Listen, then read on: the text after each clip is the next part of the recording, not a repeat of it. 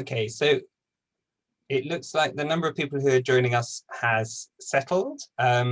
So what I will do is I will start, and then we will hopefully have more people joining us as we go through, but we'll get the event going. So thank you everyone who has come along today. I'm Pete. I use he, him pronouns, and I'm the project manager for the Voice and Influence Partnership.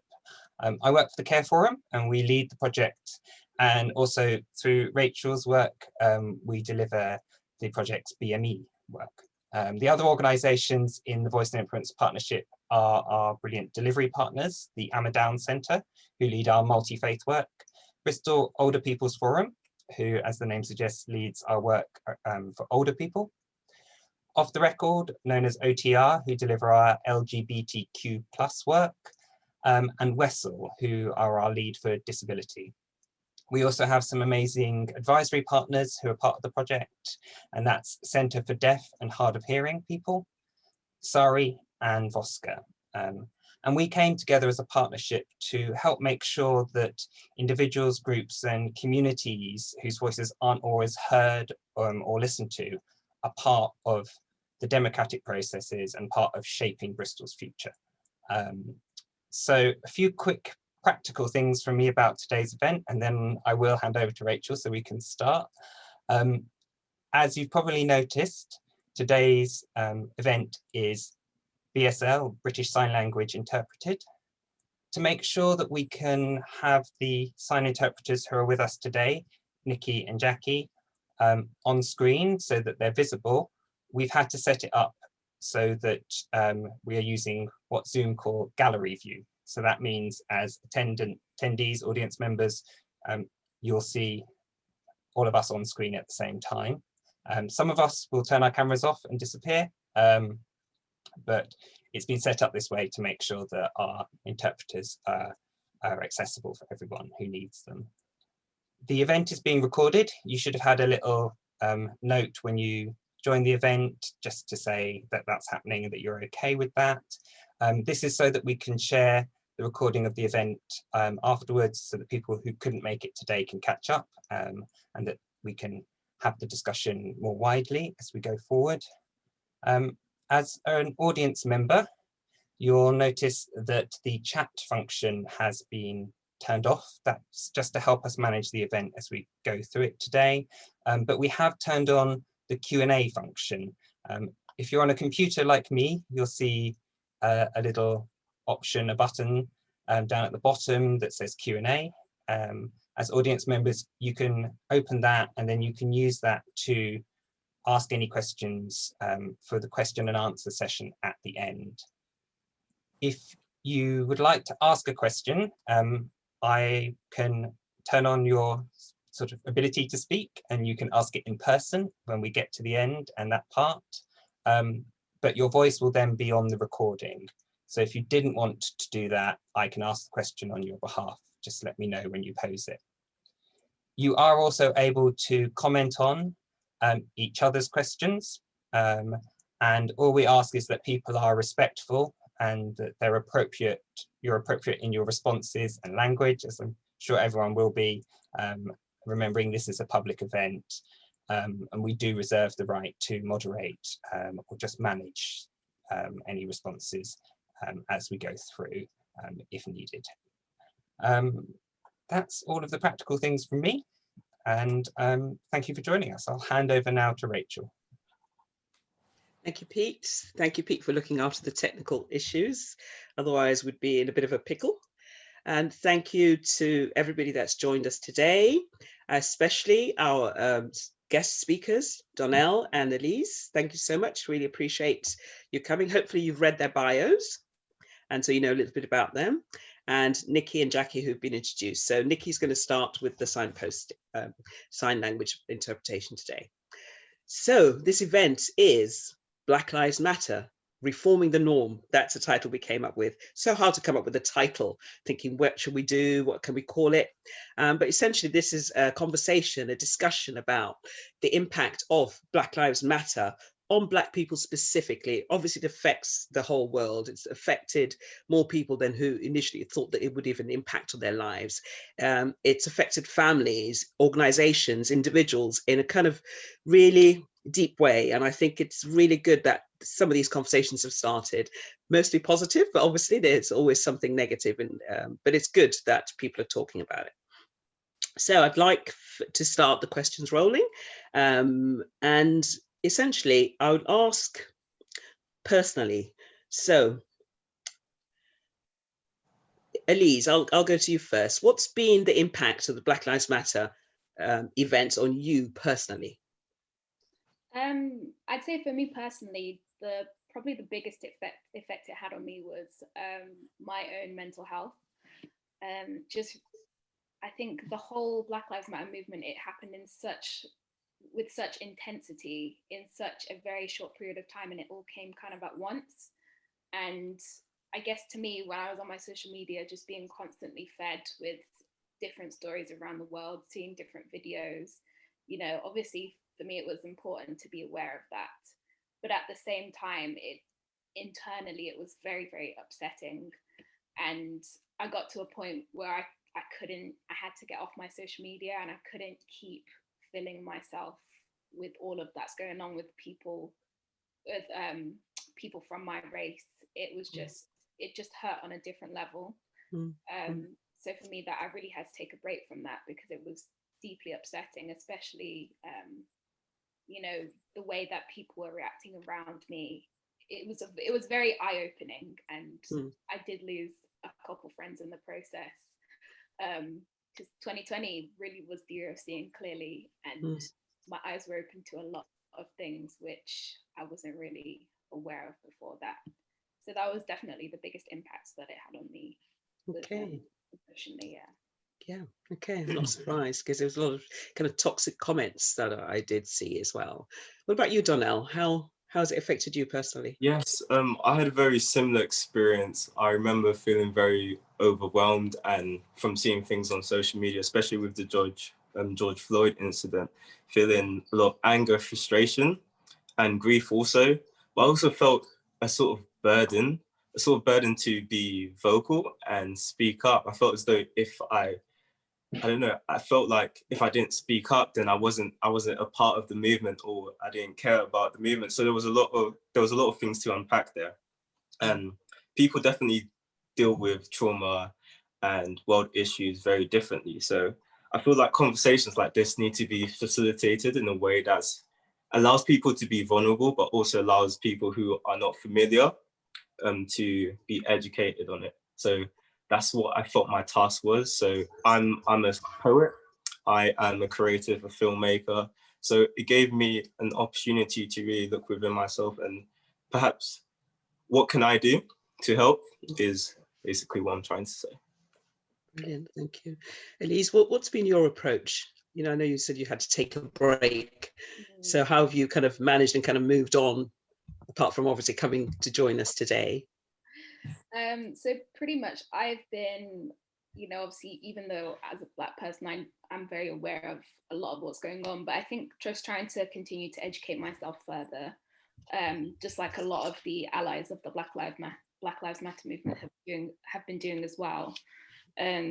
Because there's only, I'm aware, I'm very self-aware in the fact that I know that there's only so much I know, and I need to understand the whole picture of things, because sometimes you can end up gaslighting yourself, thinking, okay, I'm fighting for this, but am I actually fighting for it in the right way? And I think it's hard, especially when things are blown up on social media. You kind of feel like this sense of conformity, that you need to agree with what everybody else is saying. And I think you can have a basic understanding of what is wrong, what is right, but then there's a lot of there's a lot of kind of boundaries which kind of you don't really know, is this okay or is that okay? Like, I'm not sure if I fully agree with this, even though the rest of the Black community are saying this is okay and it should be for like this and people should be reacting in a certain way. But yeah, I think for me, I've just been trying to take a more educated approach about it. because it's so easy for us to kind of just, when we see something on social media, it's like we're so quick to believe it. And you know, what we see visually, of course, there's no doubt about what happened with the George Floyd situation. That was horrendous. But then it's like certain things that other people post afterwards, you know, certain stories, you know, stories can become fabricated. A video doesn't lie at the end of the day, unless you Photoshop it, which is quite hard to do unless you're like a CGI person. But when it's something that's come from the internet, a video doesn't lie, just like with the George Floyd video, but it's the other stories around it which can become fabricated. And I think what I've learned in this process and what my friends have taught me to do is to really do my research and try to understand, you know, when people talk about statistics of deaths and people being killed, it's like try to look beyond the surface about what is being put in front of you. Because I think as a person who, I guess, because I come from like a scientific background, I was always taught from the first year of my degree, as you're going into psychology, you need to be careful about what you say to people, because you're going to have a certain title and they are going to believe what you say. So you need to ensure that what you're saying is correct. And you have to look at things from different aspects, from different perspectives, to ensure that what you're putting out there isn't going to be detrimental to somebody else, isn't going to make them think, isn't going to make them believe something that isn't really true. So I think that's what I've been trying to do in this process. And I'm really grateful to the people who have kind of taught me to look at it from a different perspective, and to really do my research and understand things. Brilliant. I mean, I think that's what it's kind of opened all of our minds. And I think what you were saying about, you know, if as the Black people or as a Black community, we don't always agree. We're not one in that, in terms of what we think and what the processes should be and what we should do. So definitely, I think it's really important just to kind of put that out, that even the Black people in this conversation, we're not all necessarily going to agree or do things the same way. And that's good, you know, diversity in all its forms. Donnell, do you want to add anything to that? Oh yes, definitely. So so the question was to do with sort of the approach. Yeah. So my approach, so I think what Lisa said, especially about the conflicting ideas in social media, I can definitely agree with that. But I think also is how, so you've witnessed the Black Lives Matter movement in its intensity. So what can you do essentially? As a young creative, that was the thing that was going through my mind.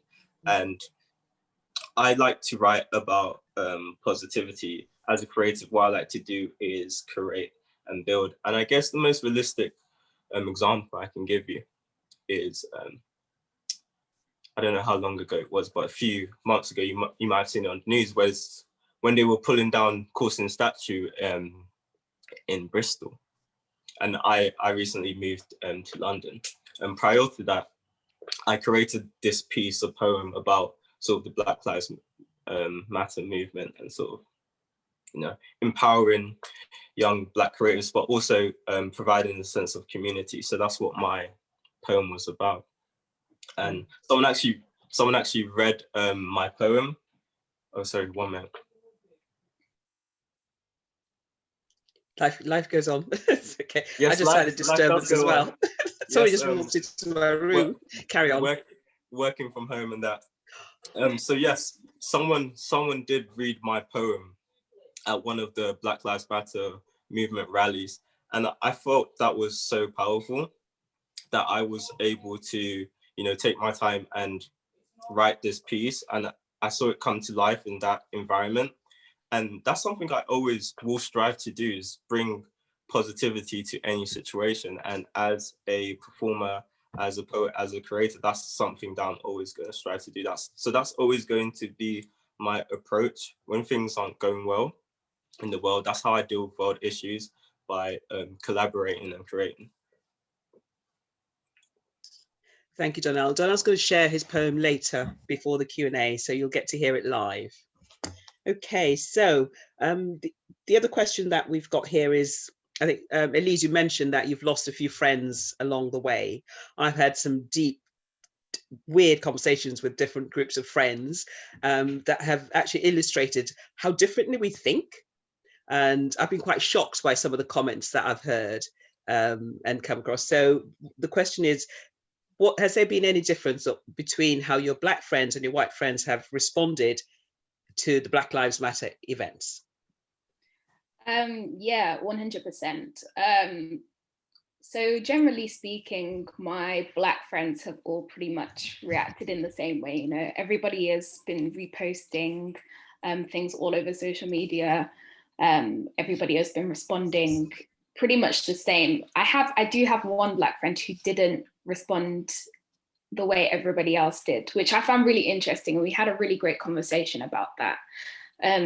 So he's actually the friend who taught me to kind of like look at things, you know, deeper, like on a deeper level.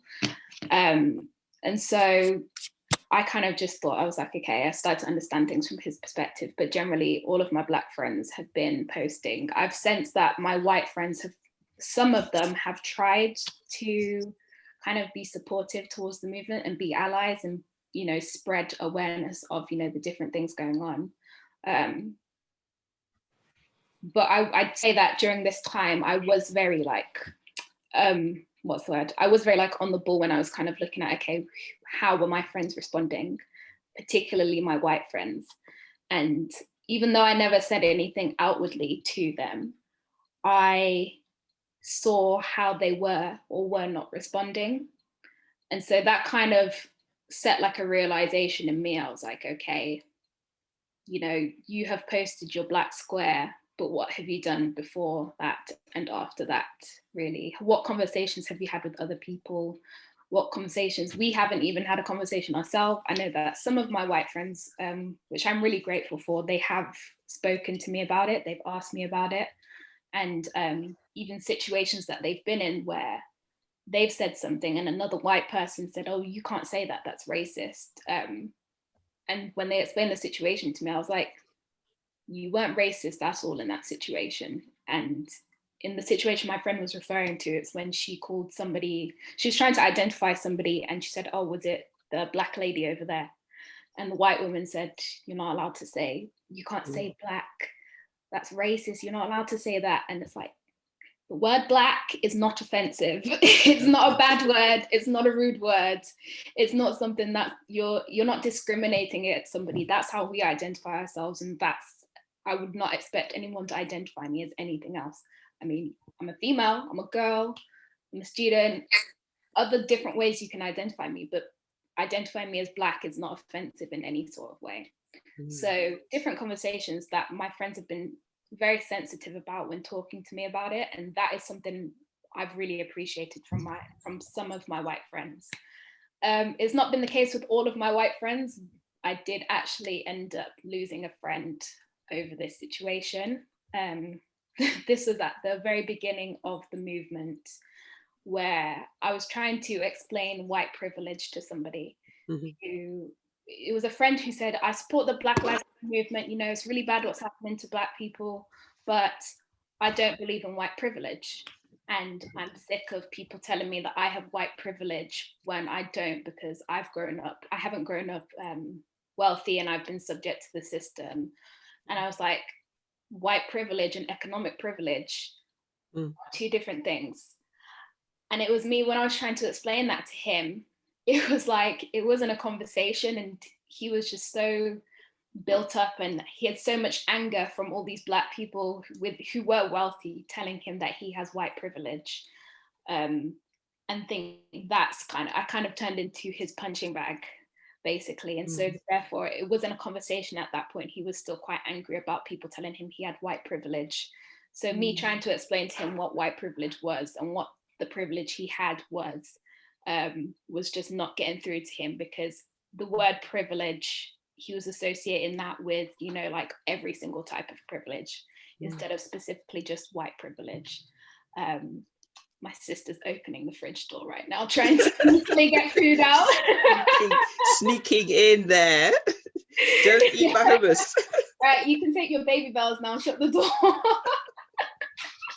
this is live, everybody. So, you know, it's Things all happen. good. This room has It's the all best good. lighting. So. No, it's great. It's great. I love it. I love it. I love it. So I guess, yeah, those conversations you're saying, it's that, you know, terminology and what people perceive by words like privilege, and, you know, sort of try to break it down. It actually takes quite a lot of energy, but yeah, well done for trying. Emotionally, it was very draining. And I was like, at that point, the things he was posting, I was like, I can't do this anymore. I'm sorry, I had to cut this off. Yeah. Okay. Thank you, Elise. What about you, Donnell? And what's been the difference, or has there been?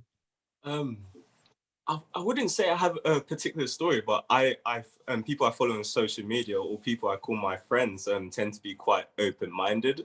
So that there wasn't a huge difference, but definitely there were a few instances when people who hadn't been vocal about the Black Lives Movement or about race in general were actually speaking up, and that was quite awe-inspiring to see. And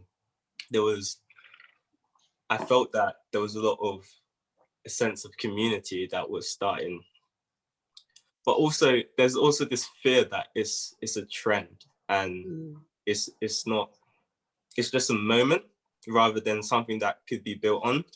So it's something I'm definitely thinking about, and it's something I look forward to working with organizations. I've worked with organizations in Bristol in the past. An example I can give you is the Rising Arts organization in Bristol, and they work with, you know, a lot of young creatives, especially from the BAME community, and they do that all year round. So it'll be interesting to see how we can take a trend that's happened this year and how we have gained more awareness about the Black Lives Matter movement, and see what is happening next, what our government will do, especially within our local government, and seeing where we can go from there. I think this is hopefully the beginning of something greater. I just hope that, you know, 20 years down the line, when I'm a bit older and wiser, I'm still not going to have to shout Black Lives Matter down the streets. I'm hoping that we've moved from there. That is my hope. And that's what I try to do with my poetry, is to give people hope, inspire the younger generation to keep hold of that hope, and seeing how we can move forward. I'm a very solution-based thinker. So I'm very interested to hear about what organizations have planned for all of our futures, and seeing how I can be involved and how I can get other young people involved in about things like this, about politics, about, you know, fighting for our rights. Brilliant, thank you. I mean, I think what you said about is it just a trend, and is it going to just, you know, people are going to forget about Black Lives Matter? As Black people, we can't forget. It's been part of our lives, or, you know, it's impacted on us individually, collectively, as a community. Institutional racism, the hate crime rates, just throw this in because this is the last day of the Hate Crime Awareness Week. Did you know that in June of the 155 reported hate crimes? Where's my figures? I like to throw in a few statistics.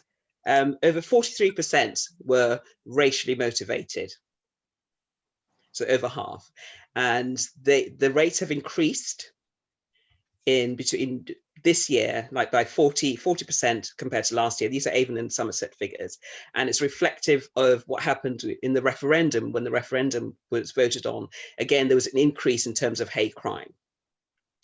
There's two views. It's either, in terms of particularly of Black Lives Matter, it's either, one view is that people are much more aware of what racist attitudes are, what racism is, and are feel more empowered to speak out and to report these crimes. And there's the number of unreported crimes is, you know, that's another whole thing, but reported crimes. But then there's the flip side of that, says that some people are feeling empowered to actually commit racial attacks. So you've got this kind of going on, and I guess kind of that thing, not everybody's going to agree on everything. You mentioned the statue being brought down. There's quite a huge ruckus all around Bristol, obviously, you know, championing change. That statue, they'd been going on for about, I'd say 25, 30 years. There's been conversations and campaigns to take that statue down. Mm. And a lot of people didn't even know what that statue represented. If you knew, you knew, but if you didn't know, it was just some random statue in the middle of town. And then people started to become more aware. So that's opened a whole, can of worms, as it were. The statue is in the museum, as far as I understand, safely locked up. But the conversations within the Black community as well as the wider community, and this is, I'm saying, black and white, it's not about segregation, I think, but this is actually the reality of this conversation, is that there are different views. It is about Black lives. It is about the impact on Black people, but also on our wider community. So there's been a lot of debate around the kind of statue. Does anybody have any kind of views that they want to share about Colston statue and the impact since? Oh, that's so funny you say that. I was literally just a couple of days ago talking to my friend about this situation. In terms of like, how was that the best way to go about it in terms of bringing the statue down? Because on one hand, it's like, okay, people have been trying to get it down for over 25 years, and they've tried to do it the legal way. They've tried to do it,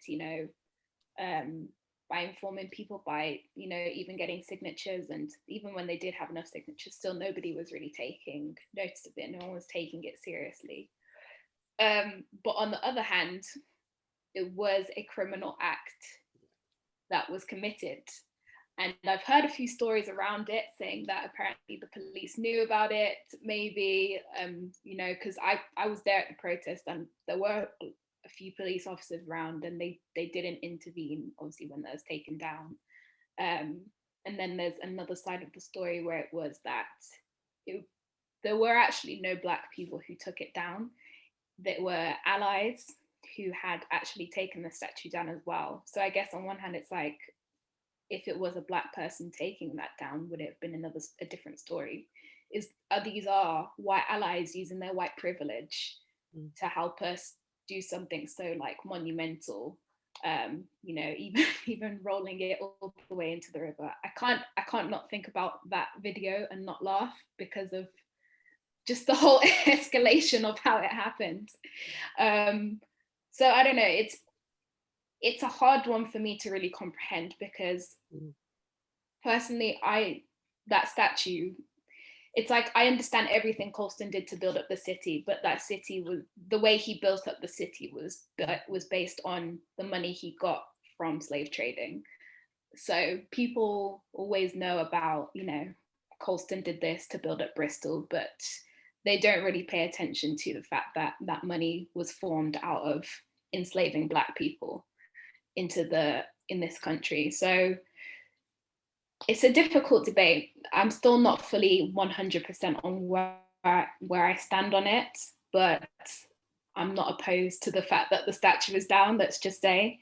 It would have been funny if it had stayed in the river.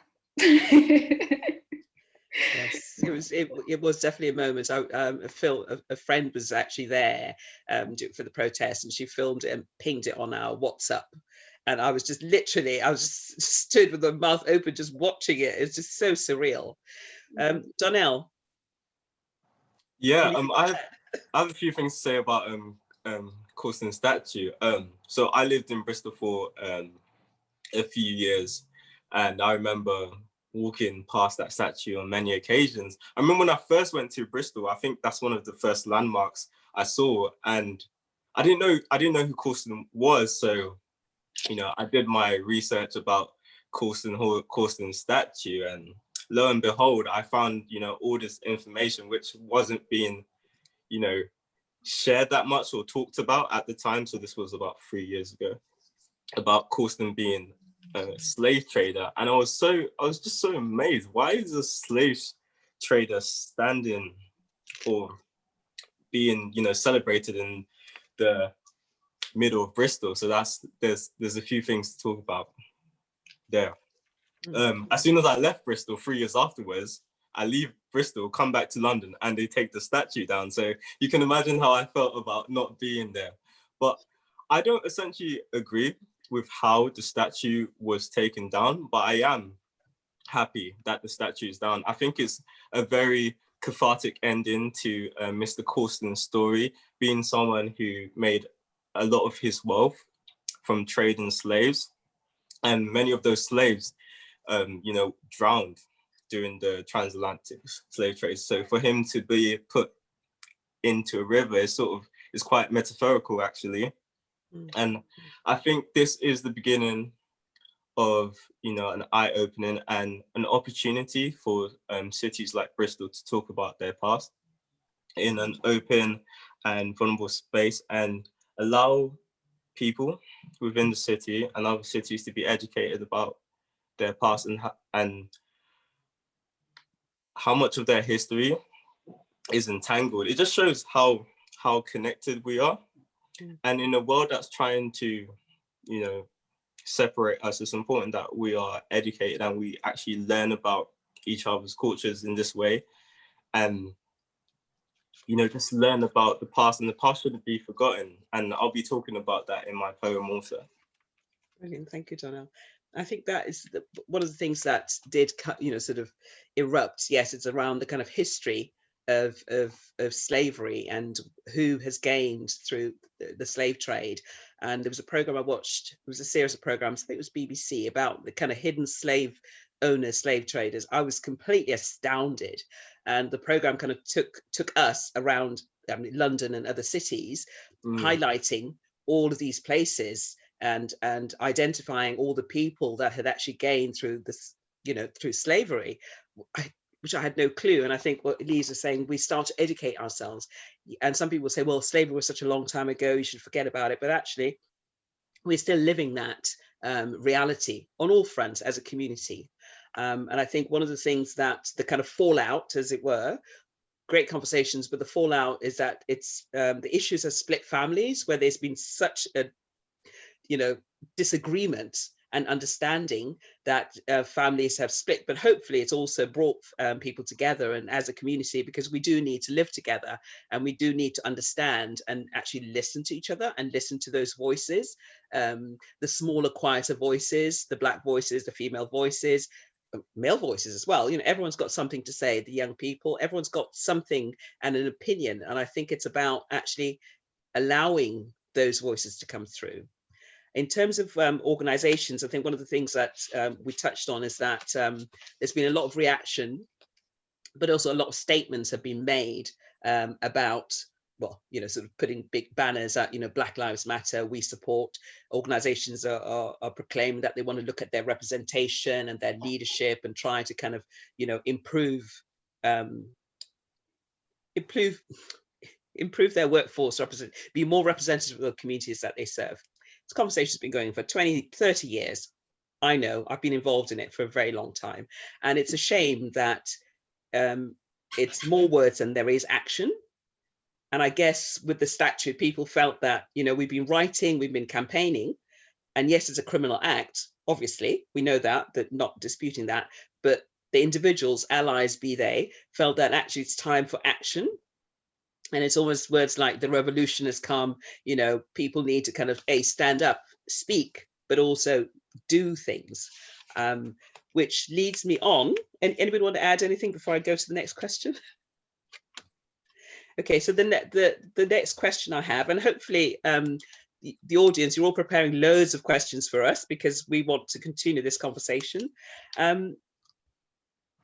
So everything's been happening. We're months down the line. Black Lives is sort of in the background for some people, and for some people it's right in our faces. What do you feel? And Donnell, Elise, whoever wants to answer first, looking ahead, what do you think needs to happen for us as a society as a whole and to move beyond this current situation? COVID aside, let's just focus on the Black Lives Matter. Elise? You're thinking, or Donnell, anybody? No, you can go. You can go first. Yeah, I'd be happy to talk about that. Please. I think it's quite a huge question, and I definitely think our government needs to be more proactive when it comes to situations about race. And there's a few things that need to be addressed. I think the race pay gap needs to be addressed. We need to look at attainment gaps at university when it comes to the end of that university period, you know, there's a gap between what white people are achieving and what Black people are achieving at university. There's a ton of statistics on it.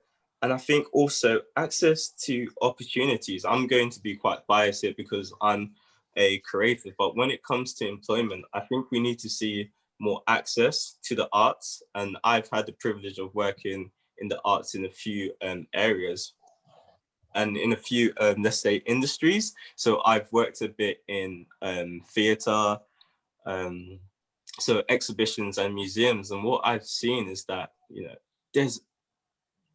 there's really a lack of Black voices in these spaces, and we need to address that. I don't have all the answers, but I know that I can be a part of the solution, and I can work with organizations to be able to see more Black voices. But I feel like organizations need to meet us in the middle. It's not enough to say that they want there to be change. They need to be the ones driving the change also. Okay, so it's not just us as individuals, but the institutions need to step up also and help join us in making change happen. Yeah. Yeah, I definitely agree with what Danelle said. That's actually currently what I'm working on in my placement year. So I'm an intern at my university. So we're working on a lot of, you know, ensuring that BAME students are not feeling isolated at university, especially now with COVID. It's the isolation has just scaled up, you know, times 10. And also ensuring that we have we're making sure that we are ensuring retention rates are still being kept high with BAME students as well. But the thing is that I think a lot of responsibility is put on us to kind of solve these problems for people. When obviously, like you said, Danelle, like it's not just up to us. They should also be taking that responsibility themselves. And I feel like a lot of what's been happening over the years is that not all, but many people kind of, you know, we've heard the term, you know, the token Black person, or the token person of color to have in these organizations. But at the end of the day, it needs to be genuine, and people are very good at looking like they're not racist when externally, when deep down inside, you know, it's a different story. You know, they may publicly be presenting themselves in a certain light, but it's like privately, what are you doing and what are you saying could be a complete different story. So I'd say definitely, I guess from like a science psychological perspective, I would say that we do need to kind of look at what research is out there, because we know currently how attitudes are developed, but I'd say there's not a lot of conversation going on about how to decondition attitudes. You know, there's a lot of talk about unconscious bias training, but the only thing with that is that is only effective if the person who is receiving the training genuinely wants to change. Whereas if somebody is there just because they're being told, because they're being told to be there, the effect that it will have on their attitudes and their perceptions of people of color, it doesn't really have much of an effect on them. So it's like, what do we do in order to help them decondition their attitudes? You know, we have to understand how those attitudes form and kind of do like a bit of reverse psychology on that and try to decondition those attitudes that they have.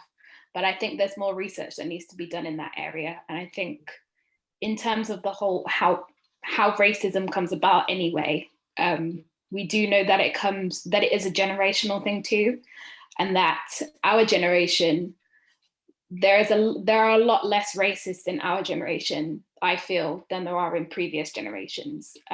And I see it all around me all the time in my family, with my friends and their parents, etc. too. So I think myself and Danelle's generation, as we're growing up, you know, we're gonna keep trying to change the norm, if you see what I'm saying. And I think we're doing a very good job at that, to be honest. But it's pretty much, I feel like it's just a case of the racists will just drop off one by one as they get older. I think that's pretty much, that is, without sounding morbid. Said it. Like, I think some people's attitudes, that you can change them by helping them understand, but I think some people, I really do believe that some people really are just set in their ways. And no matter how much you try to change someone's attitude or perception of you, people are very stubborn. And if they don't want to change their attitude, if they can't see why they need to change their attitude, then they won't. If it's not affecting them in their daily life, why does it matter that I could be racially stereotyped when they're not? Do you know what I'm saying? So that's, yeah, it's helping people, you know, become more empathetic in what other people are going through, because not everybody is that nice. Let's be real. People aren't always as empathetic as you want them to be. And sometimes that's just the way things are. But the only thing you can do is just to keep doing what you're doing and teaching the next generation of people how to not be like those that came before them. I don't know if you seen recently, there was like a video that was going around about Barbie. Barbie was doing a show. Barbie. Yeah, you know, like Barbie? the Barbie dolls. You know, It's like, what did I miss? Okay. So there was so the Barbie dolls, they basically do like a TV show as well. And what was going around on Instagram was they had a white Barbie and a black Barbie. And obviously it's tailored for children, for young children. And they were talking about racism in a child-friendly manner, basically getting through to those young children about, you know, how I suffer things because of my skin color, even though we're both equally eligible for the same job or for the same opportunities. And I just thought that was really, really nice. The fact that, you know, it is possible, because obviously no one is born racist. I refuse to believe that is ever a thing. Everything that we learn in this world is due to experience, is due to what we experience around us. And the majority of what we learn from as children comes from our parents' opinions, our parents' views, even the things, even down to the food that we eat. I know still to this day, if there's a food that I don't like, that my mum doesn't like, I don't like it either, because that's how it's been. You know, I'm, you know, being scared of spiders only because my mum's scared of spiders. That's the only reason. It's her reactions that I see when I was a child. The same thing, it plays into our psyche when we're children. And I could go into the whole psychology of it because I'm obsessed, but I won't, because that's very long. But we'll talk later. Yeah, it all depends on the influence we have from when we're children, even the way we view ourselves, you know. That's a whole other topic that I won't get into, but we'll do that for a focus group. So Donnell, do you want to add anything to that? Yeah, definitely. I hope the racism and the racists do change before they drop off, like Lee said. I think we're definitely living in unprecedented times, and I guess Barbie as an example, I never thought I'd see the day where Barbie would be talking about, you know, race and white privilege. So it just goes to show that this is the beginning of perhaps something more.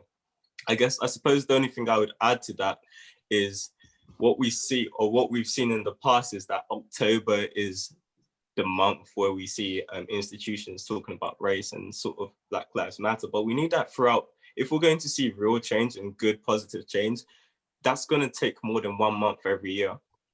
I think there should be initiatives, preferably held by, you know, a very diverse board throughout the year, working towards these goals.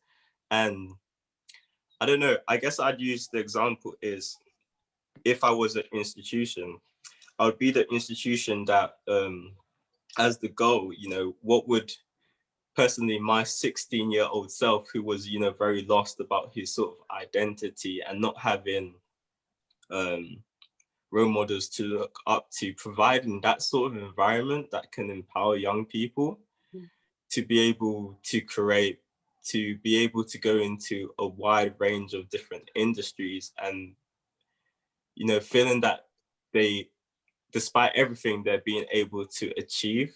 That's the kind of change we need, and that's the kind of drive we need to see change.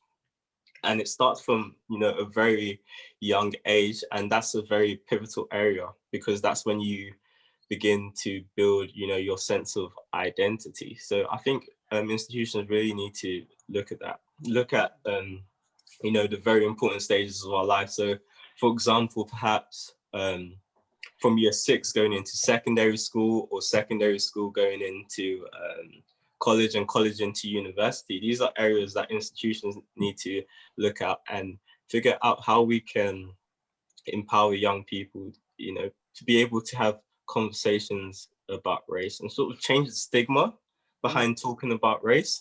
Yeah, absolutely. I completely agree. I think back, go back to 2017, gosh, it feels such a long time ago. The Runnymede Trust did, they always do loads of research, and Bristol was found to be one of the most racially segregated core cities in Britain, in the whole of UK. But then what that then did, it kicked off what they call the One Bristol Curriculum, which is a pilot which started last year. And its aim is to integrate the full history of Bristol and the UK and make the syllabus one that all pupils can relate to. And that's around kind of bringing in stuff like Black history, like real stuff, not just the slave trade, you know, celebrating what the Black achievements of that. Yeah, young people can start to identify and say, yes, that person, you know, I look like that person. And the same for women, you know, you want to see role models and not just negativity, because the media, bless them, they only you don't blame the media tends to show negative images and tell negative stories about Black people. And so then in people's minds, the general community or society is like, oh, that must be true. So Black people are like that, you know, they're drug dealers and burglars, and that's all they're good. You know, that's all they do. They're not scientists and they're not doctors necessarily. They're not doing amazing things. So it implants this kind of negative picture. And I suppose that what you said, Elise, you said about young children. It's what we see.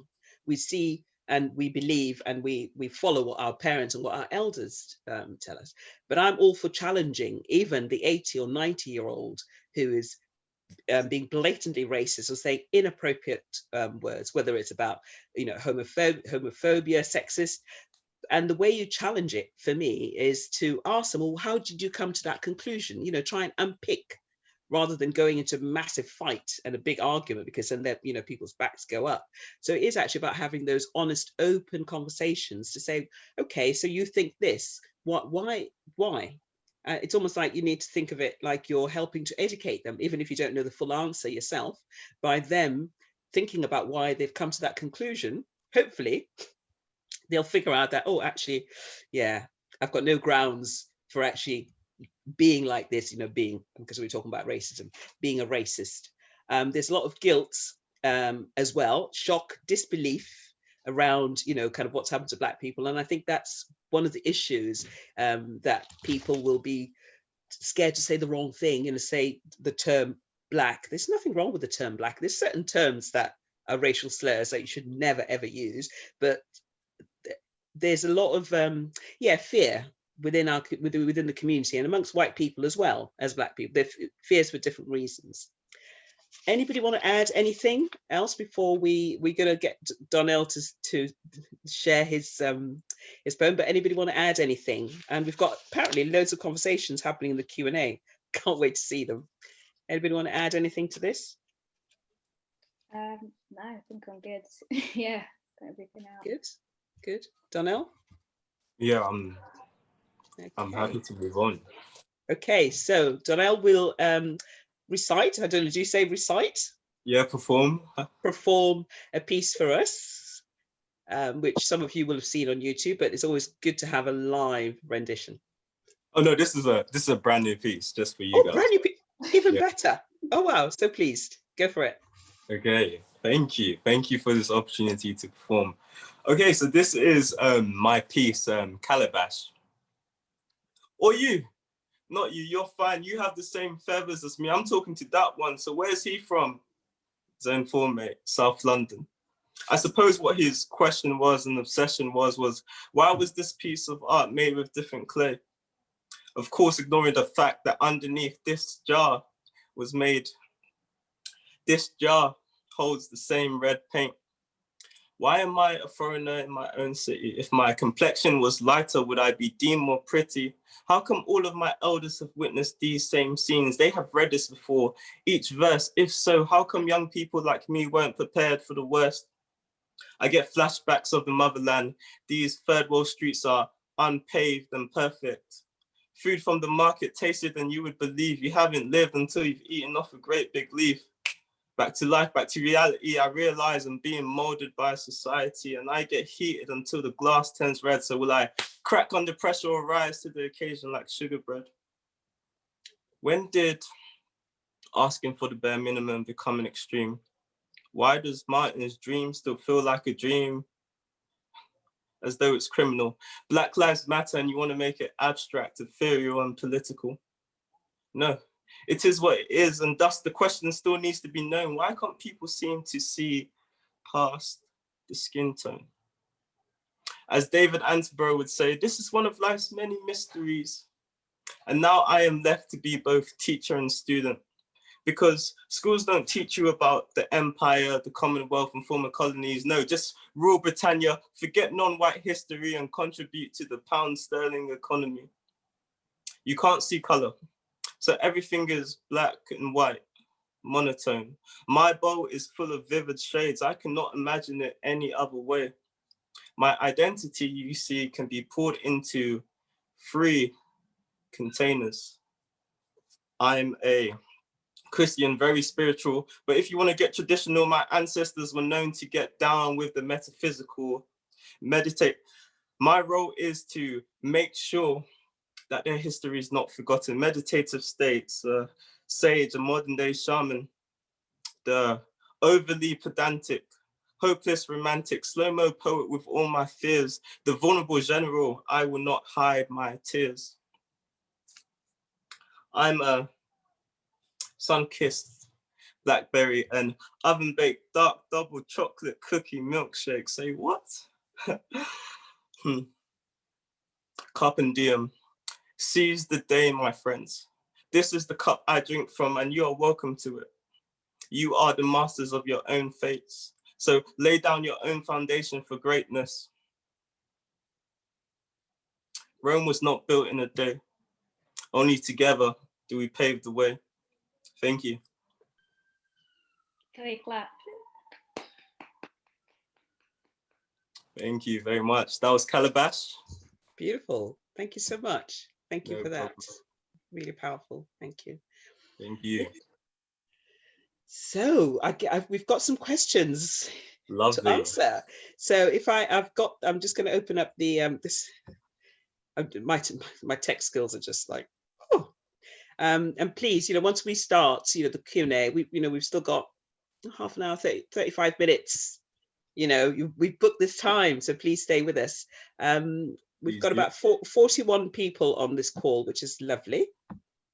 So one of the first questions that I've got here is about somebody wanted to describe white privilege. What is white privilege? Just for somebody who doesn't have a clue, and because of the term, we mentioned it earlier, somebody would like to know, and people generally want to know, what is white privilege? Elise, do you want to give that a go? Yeah, sure. So in the simplest terms possible, white privilege is the privilege that a person holds so say you're going for a job opportunity, you are not judged. It's basically any opportunity that you have in life, you're not going to be judged by the color of your skin tone on it. And the color of your skin holds a different privilege because you're more open to have different opportunities. You're more likely to be taken seriously. You're more likely to be hired for a job simply because of the color of your skin. As a Black person, we are more judged by the color of our skin, by things, even the way that our names are. I'm quite privileged because my name sounds quite English, whereas, somebody else, Donnell, you have a quite a regularish name, but your surname, you can tell that you are of African heritage.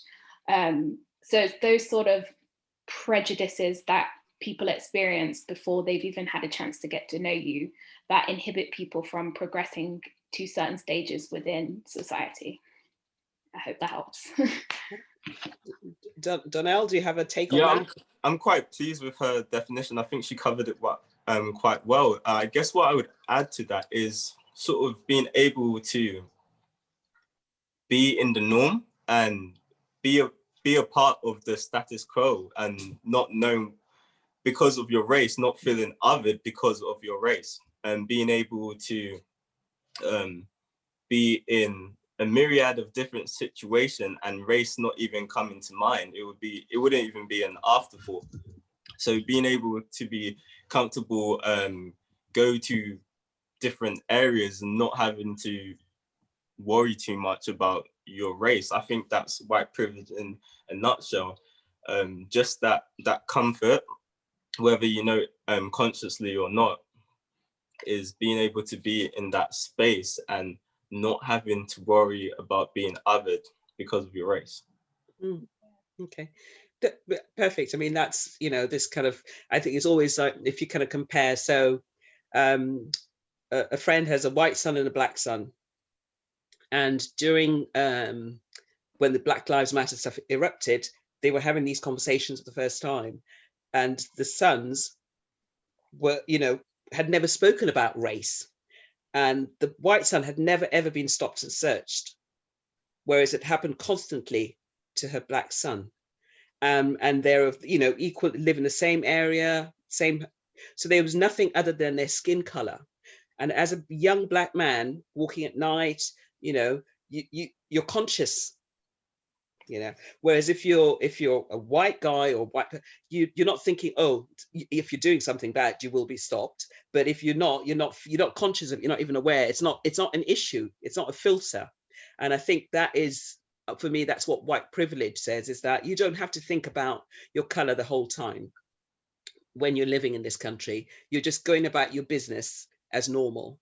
And then there was another incident where two black guys, again, you know, older, the white guy said he'd been stopped, but he knew that he was doing naughty stuff, whereas the black guy had been stopped numerous times just because he was black. So I think that is the, you know, obviously there's dictionary definitions that we can pull out. I haven't got them. Google it as well. But I think it's really important to have the discussion, to have examples. And somebody's posting here, racism can be provoked by the hostile environment that is being created by this government. Anybody want to comment on that? Or feeling a sense about that? So racism is essentially a product of, so the government has created an environment which allows racism to thrive, is what that question is saying. Yes, that's what I understood it to.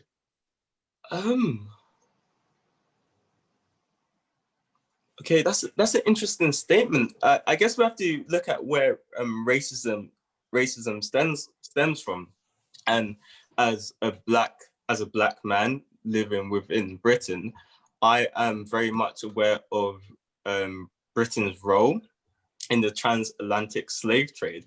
So my opinion would be racism definitely stems from that, or racism towards Black people definitely stems from slavery, because this country was essentially built on it, and a lot of its money within cities. So for example, London and Bristol made so much money off the transatlantic slave trade. So who's to blame that? I guess in a sense, the government of that time created an environment where white men could profit off Black people, therefore creating a system which would allow further generations of white men to then go on to succeed. So the further generation, although they weren't directly responsible for slavery and the wealth that was acquired during slavery, they're still able to enjoy that. And I guess one of the products of that system is what we have, racism, because it stems from the older generation who had the opinion or the thought or believed that Black people were worth less than the white man, being able to sell a quite large number of Black people And that creates this product we know as racism, being othering people because they don't fit into the status quo or the collective ego of what it means to be, you know, a white man, or the idea that being white is the superior race. And I think personally that's what stems from, in regards to me being a Black man and being related to that sort of history. Thank you, Donnell. Elise? I don't really have much else to say, actually. Donnell, you explained it pretty well. Okay. Yeah. Okay. So the person that asked the question, I won't like name you, although everyone can see, but if you wanted to kind of give your version and just, you know, maybe tell us what you think, how racism is being provoked by the hostile environment that's been created by the government. I mean, I can think about the Windrush scandal, for example. If, you know, if we mentioned the referendum, yes, it's out there. It's out there. So if you want to kind of talk, let us know in the Q&A, and Pete will put you on air, as it were. So I've got another question, or rather a question or statement. So the person says, Kevin, Georgina's husband and I'm also deaf. You know, October is Black History Month, and it should be 365 days a year. I often wonder, why are they not no Black deaf people as part of Black history? Is this normal or different? That's a sort of a question. I don't know the answer to that. I would say the fact that there's no, I'd say that this kind of just ties into the fact that our history has kind of been, it's kind of been hidden anyway, just generally. So I personally, I don't know any deaf Black people myself in history, but I would love to know who they are. But often what's happened growing up is that we're having to do our own research on our own history. And, you know, a lot of it is missed, a lot of it is skipped out, and there's such a big emphasis on the typical, you know, slave trade, civil rights movement, all that sort of stuff, that the other different types of history that we have just gets forgotten, and it gets washed away because obviously, you know, our curriculum is very whitewashed. And so we don't really have those opportunities to learn about that unless we take that on ourselves. But I have no doubts that there were Black deaf people in history, but there's also the chance that, you know, they were never talked about, or they were, you know, their history was never written down in the history books, you know, or maybe you can't find it on Google. But I have no doubt that there were deaf people in Black history, but until we actually go there and find it out ourselves, we're not gonna know. And even then, it's like, did they even make a note of it? Did they even write that down about our history? Because no matter how much people try to wash it away, it's still there, but they make it so hard for us to find,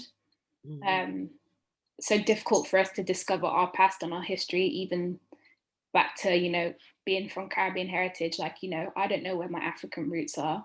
And I would love to know that, I really would.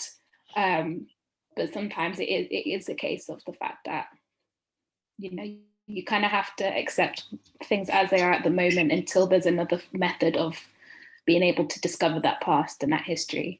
And I'm sure there will something will come about in the future. I know we're much further along now than we were in the past. You know, we can even find out through Ancestry DNA, like where our African roots are. Not 100% accurate, but an idea. So I have no doubt that we're going to have more progressions within science that are going to help us, and history in general, that are going to help us to discover different historical figures from our past. Thank you, Elise. Have you got anything to add, Donnell? I think we've got. Yeah, I do think so. I think that's quite interesting because I was dumbfounded at that question.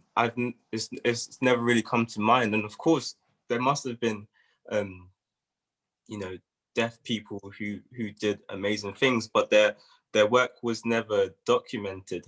And I think we have the privilege of the internet now and modern technology that we're able to not only tell untold stories now in this way. So like you said with the documentary, but I think it's so important that we are documenting our stories today, for the future. And I think that's how we can change. That's how we change. That's how we reform the normative. And I think it starts today. It starts by documenting our stories.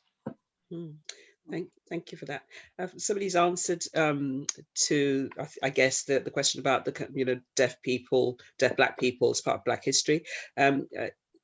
Or maybe it was an answer to something else. It's just, I'm going through this. It's always like tech and me. Yes, too much is being said and very little being done. So we're thinking about, all these statements being made and pledges. So what next? Equality means business. And how do we go about doing this? Question. Not interested in being part of equality statistics. I understand that completely. Or being pitted against another minority.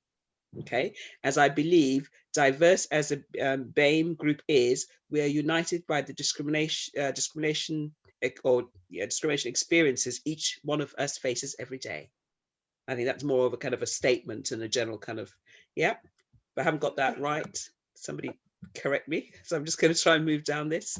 And so I've got another question here.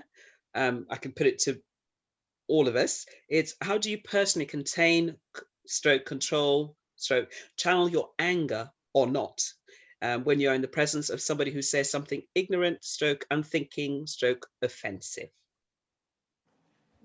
Oh yeah. I think generally in my past, I think it just comes as you grow older and you start to mature. At my ripe old age of 21, it's just something where it just becomes automatic. There's, at the end of the day, if you keep, there's like a verse, because as I'm a Christian, there's a verse in the Bible which talks about, sharp words or harsh words cause flare, which basically says, if you get angry at somebody, it's like the phrase, you're adding fuel to the fire. So when you get angry at somebody else, or when you start to rise to what somebody's saying, it just makes the whole situation 10 times more heated. And then the whole point of that you're trying to get to gets lost in the anger. And I think when you're talking to somebody, you have to kind of keep reminding yourself that the point I'm trying to get to needs to come across, and it will get lost if I keep getting mad. It is hard, because you try not to get emotional in the situation, and somebody's saying something when you're trying so hard to help to make them understand where you're coming from, but they're just not getting it. Sometimes you kind of just have to be cool and realize when, okay, I'm not gonna keep pushing this any further. This person's not gonna get it. And for your own well-being, you have to keep thinking about your own well-being in the process. I think that's what I always come back to, because I hate getting anxious and overwhelmed. And so I think I just have to think, okay, for my own health, I need to take a step back, because this isn't going anywhere. But I wouldn't take that I wouldn't get scared by that to never have a conversation again with somebody about it, because just because one person is not going to agree with you or is never going to understand where you're coming from, it doesn't mean that the next person won't. Because there are people who genuinely do want to understand, and sometimes people, when they're trying to understand something, they can end up saying something offensive, which they don't realize is offensive always. So you have to be like, okay, this, what you actually just said is really offensive. You can't really say that. Let me help you understand why. And the majority of people will be open to that. But I'd say that don't always try to get yourself in those conversations at the same time too, because it's not, like I said earlier, it's not our job to continue to educate people on something they should have known about for years, but they're only just realizing now. Thank you, Elise. What about you, Donna? How do you deal with I those think situations? it's a very difficult situation. I'm going to speak from my own personal opinion, and I guess when you're in those situations like that, they become very burdensome. So an example I can give you is when I worked in the theatre industry for a bit, there were many times where I was the only Black person in the room, and there may have been a situation where there may have been a conversation about race, and suddenly I'm the spokesperson for all Black people, and that can be quite hard, because at the end of the day, I'm not just a Black person. You know, there's so many different layers to one's personality. So you need to ask yourself, are you in a position where you feel that you're able to act to this situation in the best way possible? You might not always, you might retaliate straight away. So I think this involves a lot of mindfulness. It involves a lot of reflection, because I remember perhaps when I was quite younger, like Elise said, I would have reacted, you know, very differently to how I would now. So if someone was to be, let's say, overtly racist to me, I wouldn't, my initial reaction might be anger, but I will take the time to actually reflect and actually speak to this person. I think education is so important. I would actually take the time to educate this person on their ignorance and why their thoughts are actually not correct and are racist. And some people aren't always able to do that. But personally, that's what I would do in that situation. Thank you for that. I think you're right. I think it's, you know, you have to kind of make a decision about, depending on whether it's a work situation. So when I'm delivering training around equality and diversity, it is supposed to be a safe space so people can express. But usually they're checking out what is offensive. So that's one thing. Inadvertently saying something inappropriate where they don't understand what that word means, you know, and that is offensive. And if they take it, you know, so you can say, actually, that is offensive. That's one. And yeah, sometimes, you know, it is hard when people are actually they're being abusive, using racially abusive terms. And it's hard to contain, you know, you kind of have to take a deep breath, and the feeling that you have is just, I feel sick. And my blood starts to boil. That's all I can say. But then if I don't want to flip out and be the angry Black woman, which is then another stereotype, and then flick them over and whack them on the head, do anything, or start to abuse them in the street, I don't want to go there. So usually I take a deep breath and walk away to preserve my dignity. So yes, it is about actually, and then try and channel that by writing a poem, or going and doing a dance, something to kind of, channel that anger away, that frustration, and do more educational work. So that's how I would deal with it. I think that's one of the audience attendees would like to say something. So Pete, can you put her on? And there's a few other things in the comment box I'll read. Hi, Amira. Hiya, can you hear me? Yes, I can hear you. Hi, thank you for joining us. Everyone. Thank you for joining us. Very refreshing to be listening to both of you. And I loved the poem, Danelle. It was wonderful. Thank you. Okay. So I just wanted to ask the question around the Black Lives Matter movement, and this is just your opinion. It's something I've been thinking about for a long time, having been involved for years within the reparation movement. And I'm just going to answer a question you asked as well, Danelle. You said you hoped when you were 40 that you wouldn't still be having to say Black Lives Matter. And the reality is that you probably will be, because the fight continues. And if you think of your ancestors before you, they've continuously had this to go on this journey. And every time you think you take a step closer, or you might solve an issue, the tables turn. So there's another issue that just widens that discrimination gap. That I'm just talking from my years of experience. So I'll just say I'm over 50 now, and I've been on this road since I was about 16. So, but don't give up heart, because if we got to do what we got to do. But my question was about the Black Lives Matter movement and how you saw, or if you do see a fit with the reparations and the Stop the Mahangamisi campaign, which takes place. They have their march on the 1st of August in Brixton each year. Obviously this year they didn't march, but they were still in Brixton. But where do you see a match? And if you do, where do you see that match? Because a lot of people look at them as two separate organizations, and that they're conflicting in what they are moving or trying to achieve. I don't understand your question, actually, sorry. Okay, so my question is, how do you see this fit between the Black Lives Movement and the reparations and the Stop the Mahangamizi campaign? I don't know, do you know about the reparations and the campaign? I think you'd have to elaborate, because I think even within the Black Lives Movement, there's a lot of conflicting ideas and politics.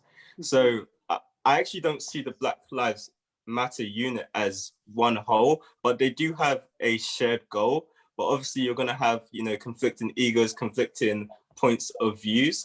So I don't really understand what your question is. Okay, so my question is again, so how do you see them fitting, or do you not see them fitting? No, I so think you're saying you don't see that there's a fit between them because there's too many different entities within what they both stand for, or what the Black Lives Matter stand for? Well, I'm definitely hopeful that there can be a sense of unity towards a common goal, but what the common goal is my concern. Okay, all right. Elise, do you have anything? Because I don't know any. I don't know. I don't have a. Because I'm not really familiar with the organization that you're on about. Did they? Okay. Yeah. Did they? So we have the Black Lives Matter movement, and is this organization focused on reparations for Black people? Well, reparations and the Stop the Mahangamizi campaign. The Mahangamizi basically looks at the continuum of the racism that has continued. So everything that happens, so, you know, the Windrush scandal would be another Mahangamizi crime. You know, the killing of our Black people is another Mahangamizi crime. The way that we are in the education system. So Mahangamizi is just a Kiswahili word for the continuum of the harm that is being done to us as Black people. But there's a campaign. So there's a campaign, and the reparations is obviously looking for certain things. So one of the things that they're looking for is a cross-party parliament to do, to look at reparatory justice, and obviously for Black people to be the tellers of their own stories, and to look at how this harm that is happening to us as a nation can stop. So that is the first step of reparations, is to stop the harm.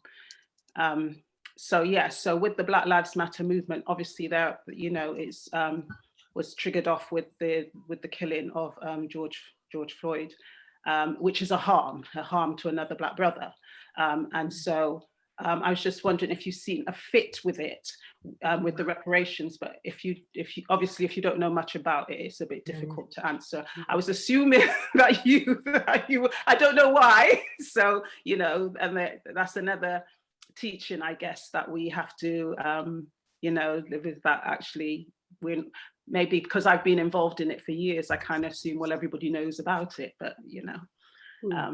I would be interested to hear about your thoughts about reparations. You sound quite passionate about it. So what are your thoughts on reparations? Sorry? And what are your thoughts on reparations? What's my thoughts about reparations? Yeah, what does that look like? So in terms of reparations, I think that it's a positive thing to work towards.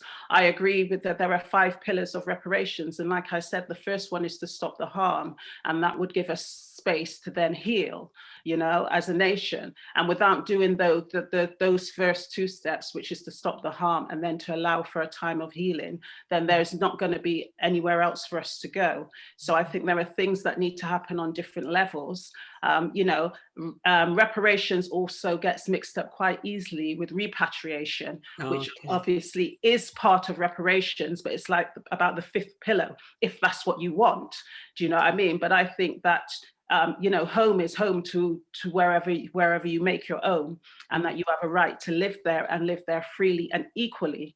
So if there are things that are making that not possible, so like when we talk about racism and white supremacy, that is making us not able to live, equally in this society, and I think we should address that. And the first thing we do need to do is to give us space, stop the harm, give us space, and then let's, you know, go to the table then. I think there's lots of talk like what Rachel was saying, especially here. I'm from Bristol, especially here in Bristol. You know, that conversation has been going on for years, and it is time now that we have some actions. And we did have a motion that went to the council last month for reparations and atonement, which actually wasn't heard. And, you know, it may come up again, it may not, I don't know. But I do find that although people talk about it, they're not ready to make that move. They're not ready to do what it takes to make that change. And so it is going to take a lot more pushing and a lot more, you know, I don't know if the marching actually makes a difference, because we're still suffering, we're still being killed, we're still dying, we're still in the same position in the criminal justice system and all those things. But obviously, like, you know, you have to keep working at it. So yeah, that's my, let me shut up now. You can see you touched a little nerve there. Did. No, thank you for sharing that. Yeah. Thank you. Yeah. Definitely. Thank you, Amira. I mean, I think it is about education for all of us, you know, because we're not going to know or connect with everything that's going on. And I think part of this process is actually, you know, now I'm going to go and look all this up and learn for myself and start to educate myself around the kind of issue. So thank you for that. Really appreciate it. We've got just a little bit more time. There's two other statement kind of questions. So one is changing the norm, because we are about reforming the norm. That's what we called ourselves. Changing the norm also involves liberating our minds. So terms like people of color, which we use ourselves, reinforces the status quo, or does it? So that's a sort of a question statement. Obviously I've used that term a lot in this talk. Yeah. I have spoken to people before about, you know, whether, you know, I guess the colorblind approach is the way to maybe go about things. However, I don't necessarily agree with that. I think mostly because part of my identity is being Black. You know, it's something I love. I love being Black. I love everything that comes around being Black. And I wouldn't ever want someone to take that away from me. Why, in terms of using the term person of color, obviously that is used to talk about not just people who are Black. There are different shades of Black, and we also have Asian people as well, who also, you know, obviously they're not, when it comes to the Black Lives Matter movement, obviously they are not Black, but they still face racial discrimination, and they're still subject to different sorts of, like, you know, they are involved within the BAME attainment gap reports. So, and I just prefer the term person of color, just because I'm not the biggest fan of the word BAME, because when I think of the word BAME, that also ties in other ethnic minorities who are not they're subject to discrimination, but it's not because of their skin color. Because there are ethnic minorities who are included in the term BAME who are white, but they're still discriminated as a race. I don't know if that makes sense. So when I think of, so that's why I always use the term people of color, or BIPOC, which is like the new one, that's the one that's coming up a bit more, which is Black and Indigenous people of color. I think that in terms of racial discrimination, that is more, I feel like it's a more accurate description. It's a more accurate explanation for people who suffer from discrimination because of the color of their skin. And so, yeah, that's what I say. Like, if I mean Black, I'll say Black. If I mean Asian, I say Asian. But if I mean all of us who are anything but white, that's why I use the term people of color. And I think I don't think it's something that segregates us. People can use it to segregate, I understand that, but the intention is not there. And I think it's people's intent. I think people's intentions matter more than the words that they actually use when they're coming to describe people. So that's my take on it. I'm sure, like, maybe somebody else who was Asian say, yeah, I love being Asian, I love my culture. It's the same with me being Black. I love being Black, I love my culture, I love my Jamaican culture and heritage. I don't think those words segregate, they just simply define something about you, which you want to celebrate. Yeah. Thank you, Elise. Donnell, anything Yeah, to add to that? I definitely agree with what Elise says, especially during this time, and especially this year, I've been educating myself about, you know, different identities and different genders. I think it's so important that we're very mindful about how people like to be identified as.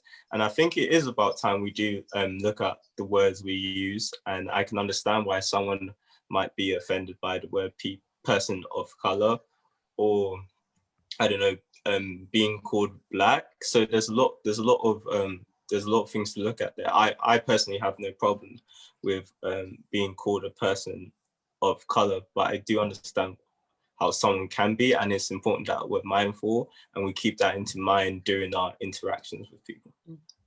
Lovely, thank you.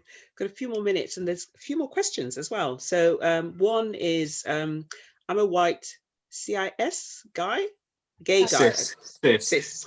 You see, I'm learning all the time. Cis guys. Yes. Yeah. Okay. Who wants to do something? Don't want to be a white savior or get in the way, but I can. But I can do something. He's saying, what's the panel's top tips for us as allies? Oh, this is what I'm working on Wow. right now in my. Oh yeah, Elise, go ahead. Go on, pick it out. Come on, give us guys, a tip. I'm literally getting paid by my university, so this is my job, like what I work on. So currently something that we're working on is those, you know the terms uncomfortable conversations. As a white ally, what I think the best thing that you can do is, number one, continue to educate yourself on your own history. There's a lot of different books out there. There's like a whole Black history section on Netflix. I think they have it on Amazon Prime as well. And there's also a bunch of different books that you can read as well around, the Black struggle and white privilege as well too. So to basically just recognize your place in society and the privileges that you have right now. And then in terms of what you can do presently now and actively do, because as obviously you're a white male, so you're like top of the top when it comes to privilege. I think identifying your privileges is number one, and then also having those uncomfortable conversations with people, or finding places where you can have those conversations to understand what it is like for Black people, especially like if you're in education as well, like I am. There's a lot of discrimination that goes on in there, and a lot of different struggles that people go through. So just basically just keep looking for opportunities to talk about the Black experience is what I would say. I think, yeah. So yeah, that's basically what I'd say. Thank you, Elise. Yeah. Donnell, do you want to add to that, or do you want to answer another question? Because we're kind of coming. Yeah, perhaps. I think Elise answered that beautifully. I think she said everything I was going to say. Okay, so I'll ping you this one to give it a go. So somebody wants to ask, how does the panel feel about the forgotten history of the contribution that Black people have made to this country from Roman times and probably before? The information seems to be either purposefully denied, or where is the question? But the information seems to be, oh gosh, Pete, help. Where is it gone? Honestly, I give up. Basically, the information is not there. It's not been out. Pete, You want me to quickly, can you hear me? yes, because it's cut off on my screen. So it says the information seems to have been either purposely denied, rejected, and omitted from our general history. How can we ensure that this is both exposed and both included and celebrated? And they make the point that lots of the awareness and information on television is shown late, like after 10 o'clock in the evening. I do understand the question, and I think we do have to hold the organizations that we entrust with this information on what essentially their job is. The most realistic example I can give you is my time working with the Bristol Museum. They were actually talking about this issue about sort of forgotten history and uncomfortable truths. And I think one of the things we touched on in that project, which was entitled Uncomfortable Truths, was looking at the history of artifacts and also how accessible they were to the audience. And what we noticed was that there was essentially a white gaze over these artifacts in the way they were described.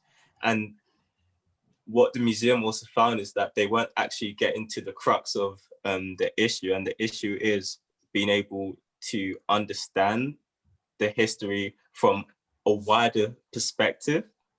And what that is looking at is looking at the culture in which these artifacts, the way they were taken. An example I can give you is there's a Benin bronze head in the Bristol Museum, and that was taken during a war between the British and the Benin people. I can't exactly give you the exact date, but this bronze head being taken away and being brought and held in this museum, and its story not being told to its fullest, is actually the problem that we need to address. It's not just about the stories being told, but the stories being told in their totality and having access to the whole truth and the whole culture. Lovely. Thank you for that. That really rounds it up. And we're kind of coming to the end of our time. There's a comment here, and there's another question, so I'll quickly. So one says, Bristol proposes to place the 2030 agenda for sustainable development at the heart of its post-COVID-19 recovery plan. The International Decade for People of African Descent is 2015 to 2024. Okay, so it's thematic objectives of recognition, justice, and development should be achieved through inclusive implementation of sustainable development goals. And there's a link, which I don't know if people can actually see, to UNESCO link about inclusive policy, people of African descent, and sustainable development goals. Amira, that might be one for you to click on if you haven't already got it. I'm sure you have, but that would be interesting to look, and I'll have a look at it as well. One last question, because we are 4 minutes over, is everyone's heard this, you know, when Black Lives Matter started, then the statement about all lives matter, we've all heard, yeah, that. So it's somebody said that they put up a poster about relating to Black Lives Matter this month. Over the Black Lives Matter poster, somebody had written all lives matter. So what's the best way to respond to that? All lives don't matter until Black Lives Matter. Okay. Darnell? I agree. I think we have to look at the intention of that statement, because of course all lives matter. Why are we saying Black Lives Matter? Because we're seeing day in and day out, we're seeing examples of where Black lives clearly do not matter. And we saw that with Breonna Taylor, we saw that with George Floyd. So what we're actually trying to do is bring to light the stark reality of what it means to be a Black person in 2020. And unfortunately, that means being held down for 8 minutes and 46 seconds, being shot in your own apartment when you haven't done anything wrong. We need to look at these issues. And that's why we're screaming Black Lives Matter, because everything around us is telling us that we don't, and we need to understand why, and we need to find a solution, and we need to fix it as soon as possible. Absolutely. I mean, I think there was an analogy that was used on a course I went to, and it was about a house. So if my house is on fire, yours isn't, and the fire engine comes to put out my fire, and you're saying, no, all houses matter. Yes, all houses matter, but your house is not on fire, mine is on fire. So I need the help. I need this flame extinguished. And I think that is, for me, that was a really good example to put out, because this all lives matter statement actually, you know, I think people misunderstand or don't understand. I don't think, you know, misunderstand or don't understand what the issues are. But for Black people, we know what the issue is and has been for most of our lives. And what Black Lives Matter movement and the killing of George Floyd which is like forever, you know, imprinted in my mind. I can't get rid of that image. Made me more aware of my blackness. I know I've always been black. I love being black, I think Elise said, but suddenly I was more aware of being a black person, surprisingly. And I think that's what's happened to a lot of black people. But also it's allowed us as a society, as a community, the wider community, to recognize the disparities and the inequality that exists in our community. And we've seen illustrations of white allies and people wanting to support black people who maybe never before thought we need support, we need help, we don't do it for us, help us to do it and do your part. Any closing comments? No, I was about to say that analogy as well, because I was thinking exactly of the same thing. No, that's perfect. It was a good talk. Really enjoyed it. Donnell? No closing comments. I think I said everything that I wanted to say in my poem. Lovely. Thank you, everybody. Just check there's something's just popped up in the Q&A. Just a thanks from Mark. Thank you, Mark. They've enjoyed the session, which is great. I'd like to thank everybody that's joined us. I'd like to thank Jackie, fantastic. Nikki, thank you both so much. I've seen Jackie actually BSL interprets a performance, a live performance, Midlife. I'm exposing you now, back at the old Vic. That's where I first met Jackie, and I was just like, oh my gosh, this is like, it's like a whole performance in itself. So really appreciate your presence. Thank you, Donnell. Thank you, Elise. Thank you, Pete, for holding it together for me, and thank you everybody that's joined us today. Thank you.